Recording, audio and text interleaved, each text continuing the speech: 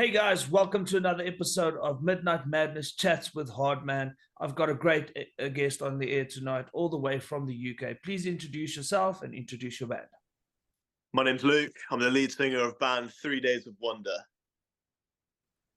So tell me, Luke, how old are you?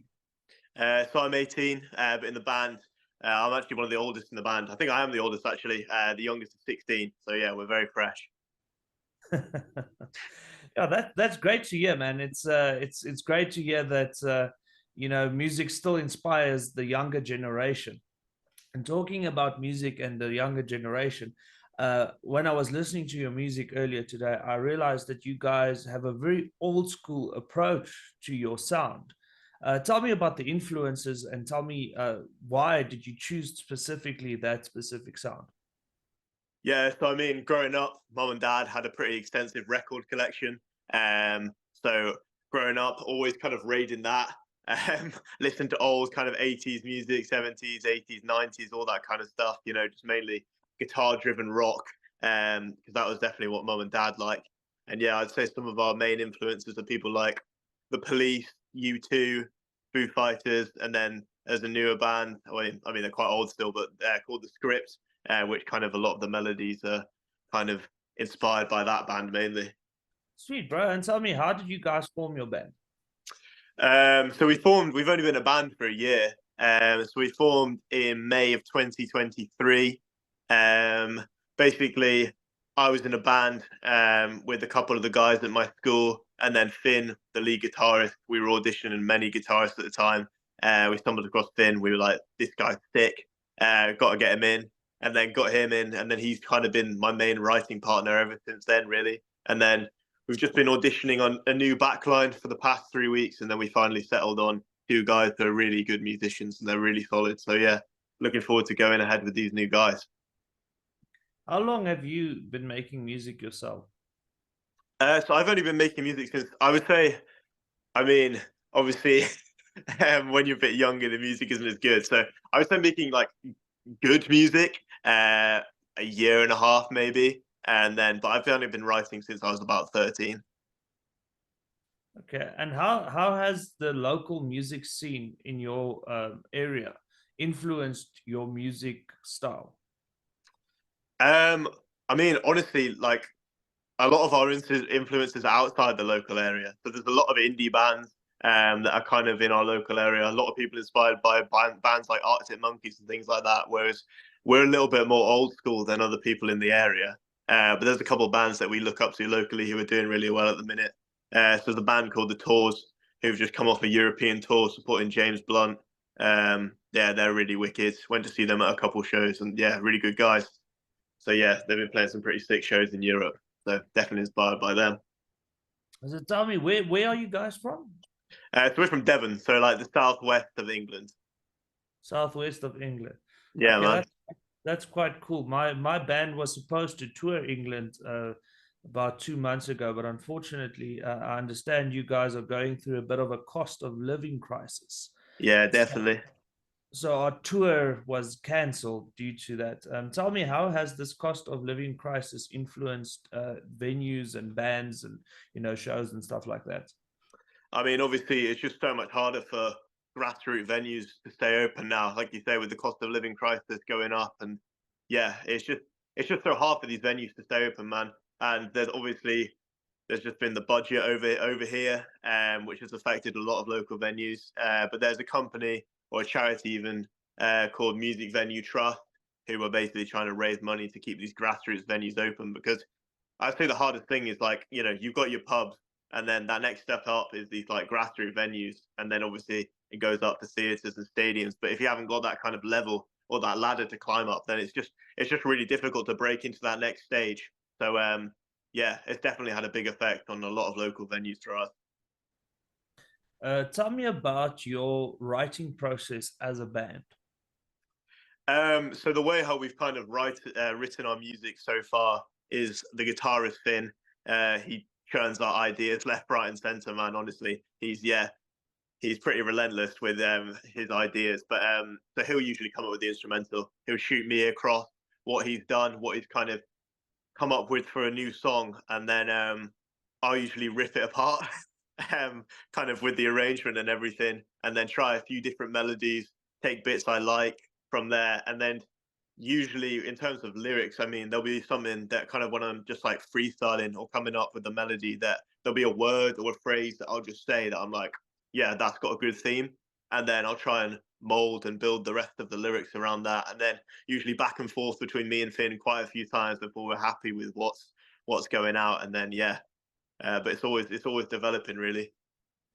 Are you guys bound to a specific theme, or do you just, go with the flow? Honestly, like we try and write about stuff that's just relatable to people. I would say that's the only thing that's like that we try and stay within. We like to write songs about certain topics. So a lot of our songs are about, well, we've got a song about addiction, pressure, you know, the kind of social structure, things like that. So just things that people can relate to really. Yeah.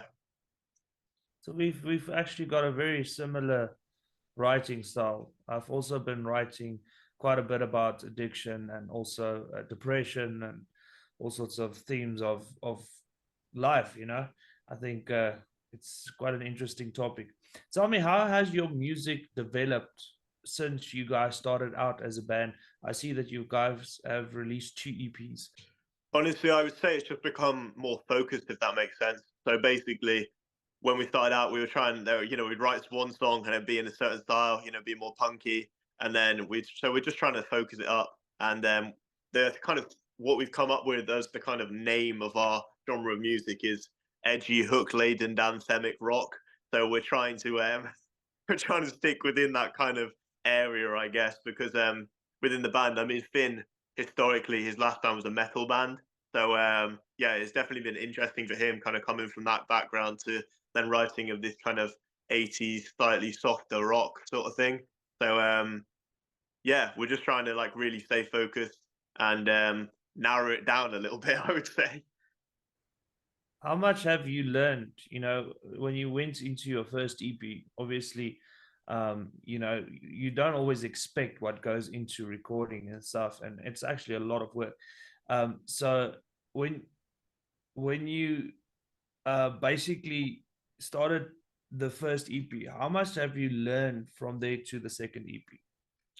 I mean, heaps. I mean, the our first two EPs were literally made at home in my caravan. So it was kind of produced by me, mixed and mastered by me. So the quality isn't great, but like you say, just the time and effort that goes into getting a recorded track to getting that kind of finished product is, yeah, it's a lot of time. So yeah, we've learned loads, and also just going through.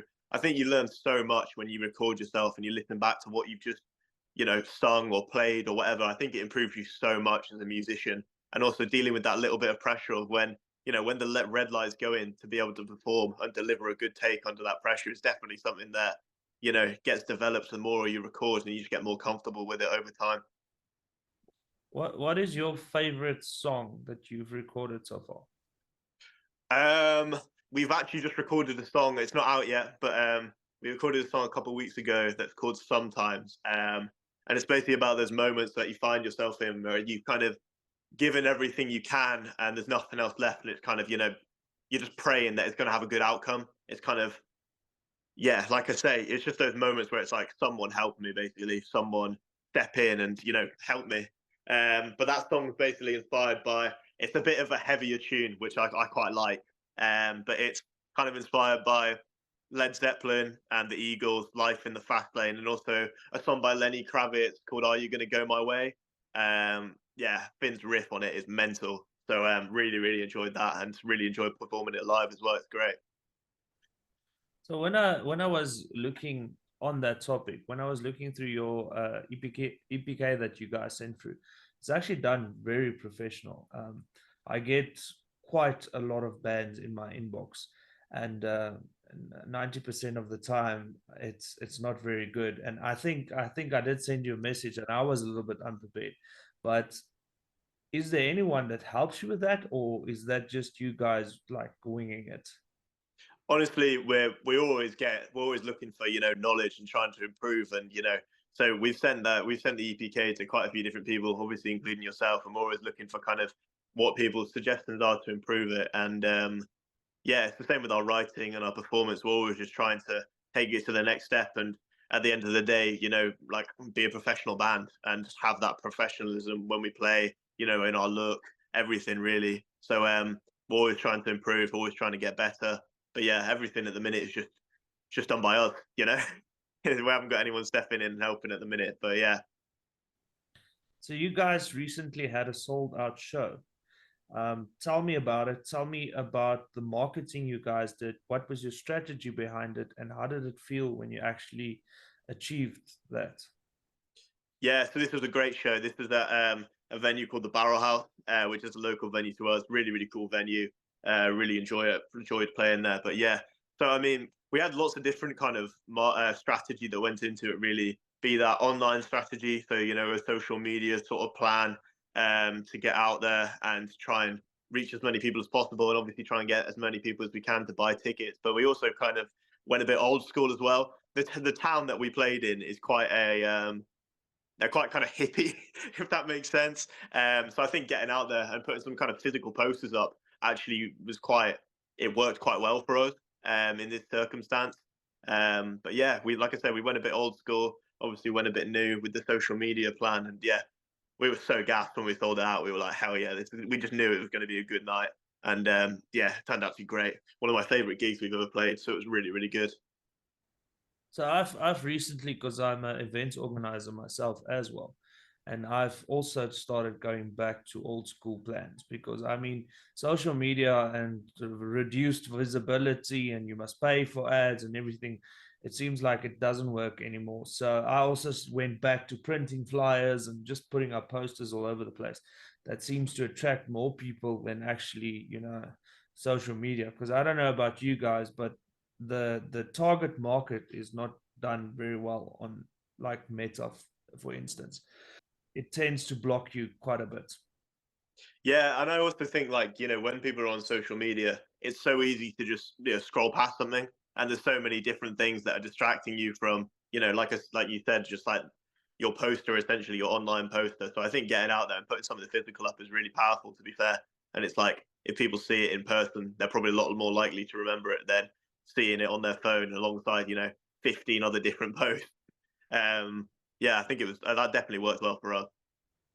That's great. Tell me, how do you guys prepare for a live show?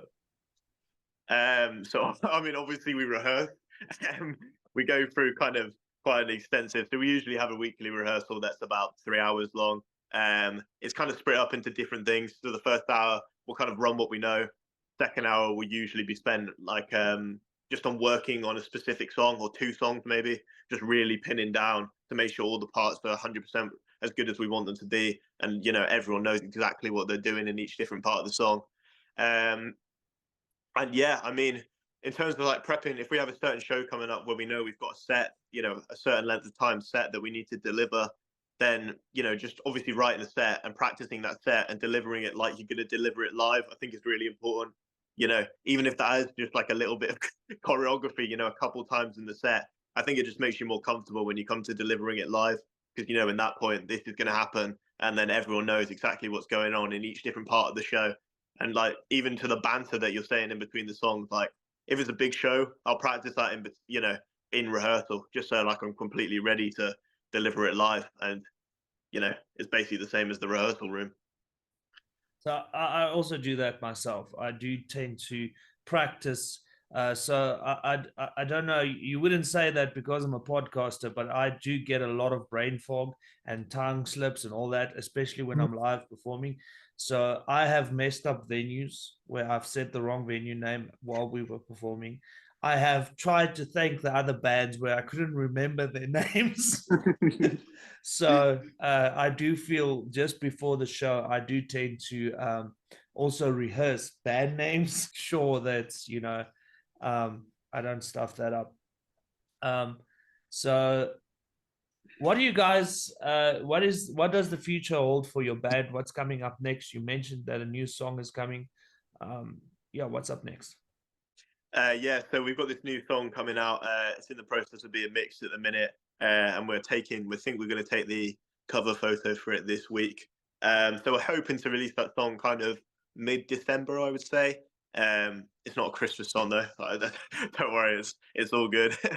And then we've got a couple of big shows coming up. So we've just in like the local cities to us. So we've got a show coming up down in Plymouth at the end of this month with a couple of other pretty big bands in the area, which should be a really good night. We're hoping that venue will get sold out, and it should be a pretty hype event. And then yeah, I mean, so we played a couple of big local festivals to us this summer. So the promoter has just been in contact with us again, basically saying that they want us back, which is great because those shows were awesome. They were probably my favorite shows of the summer. Like it's just so good to go into a festival where everyone just wants to have a good time and listen to good music, you know, and it's just like really supportive of what you're doing. It's great. Um, so yeah, I would say that. And then in terms of what we want to achieve, like long term, it's like, yeah, just going as far as we can, man. Just trying to get to the top as quickly as possible, I guess.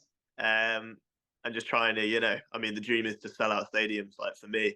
And I just have this vision, man, where it's like, you know, I think it's so powerful. The people we've had a couple of shows actually recently where kind of the audience is singing your song, and it's like, you know, oh my god, these people I don't know are singing my song. It's like it's a mental feeling. So yeah, I can't imagine what it feels like for people like Coldplay and stuff like that, where you've got like 120,000 people singing every lyric of your song. It must be a phenomenal feeling. So yeah, that's the final goal for me, really. That's like the ultimate aspiration.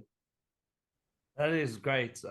Yeah, no, I once played a show where it was a very small show. I think it was like a middle of the month show. There was like 10 people, but it's one of the most memorable shows I've ever played because we've got a song called Friend, which is like a softer song that I wrote for a friend that passed away.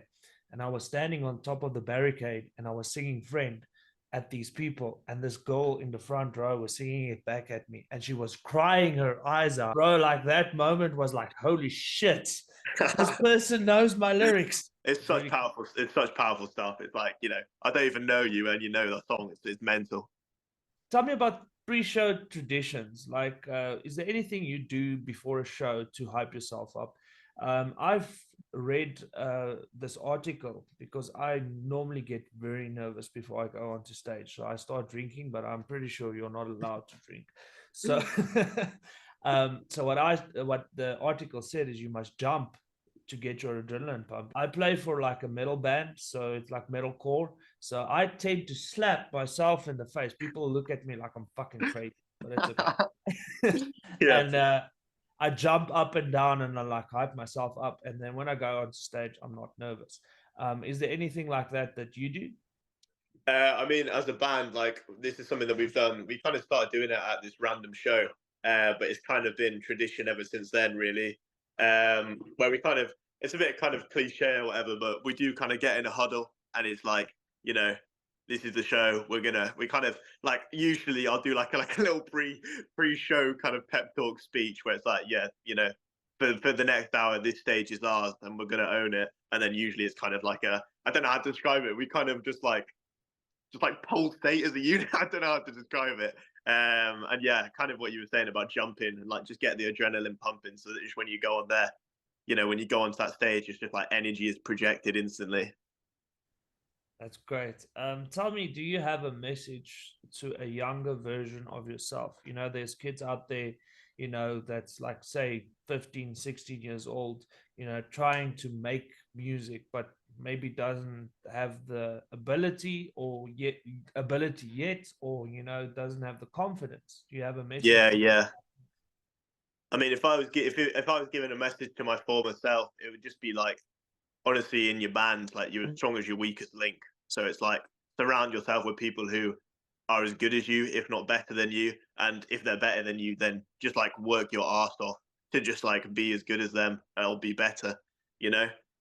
And just like practice, rehearse. Because live show is like, I mean, most of our online following has come from live shows, really, where it's like people have come to see us and then they're like, yeah, we like these guys, we'll give them a follow. So yeah, just make sure your live show is just insanely good, you know. And also like just move on stage. I mean, when I was younger, I used to be pretty fixed. And in my old band, I didn't used to play guitar, but I started playing guitar in the new band. And I was very nervous when I first started playing it because it was kind of like, oh, I really didn't want to mess up. But honestly, it's like, you know, as long as you know you rehearse, like the chance you're going to mess up is pretty small. So it's like just move and just like engage with the audience as much as you can. And yeah, that's probably what I'd say to my younger self. Definitely. Yeah, no, I move also quite a bit. So I think that's the way to go. With modern times and things, I think there's a lot of bands that just sort of stand there and like play their instrument. But you need to entertain. But you guys don't really have mosh pits and things like that, do you? No, our music is a little. We have a couple of tracks that are a bit. We've got a track called Glass Houses, which is kind of a bit more punky, thrashy. If we're gonna have a mosh pit in the show, it'd be to that song. But apart from that, yeah, it's usually fairly tame.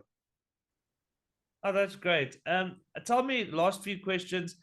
Band merch. Do you guys have merch? Where can people find your merch? Yeah, so we have merch. We're trying to set it up on our website at the minute. We're hoping to get it set up by the end of the year. But usually, I mean, I don't know if anyone out there is from the UK. But if you're from the UK and you come to a show, we'll have merch at every show. So helps us so much. Like it makes such a difference if someone just give that extra bit of money to buy a t-shirt, and it honestly means so much like to us when people buy merch. It's just like, oh my god, you actually want to wear something that's our brand. It's like it's crazy. So yeah. Now, that is insane. People should buy merch. I think merch goes a long way, especially for bands, new upcoming bands, that's trying to make it out there. I don't think people realize how important buying band merch is. On that note, streaming platforms, are you guys for streaming platforms? Are you against it? What's your opinion about streaming platforms? I mean, I think there's a lot of like different mixed opinions floating around at the minute about streaming platforms. I mean, obviously, there's a lot of complaints about in terms of like financially what you actually get back from considering how much money you put into going, to record what you actually get back from platforms like Spotify.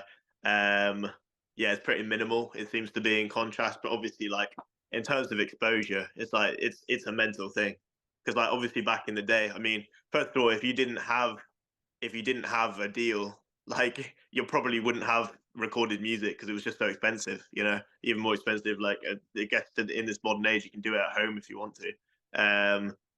And then, but yeah, I'd say like in terms of reach and exposure, like it's an amazing thing. I would say it's like anyone in the world pretty much can listen to your music. It can reach anyone, so you never know who's going to be listening, which is pretty exciting. I would say.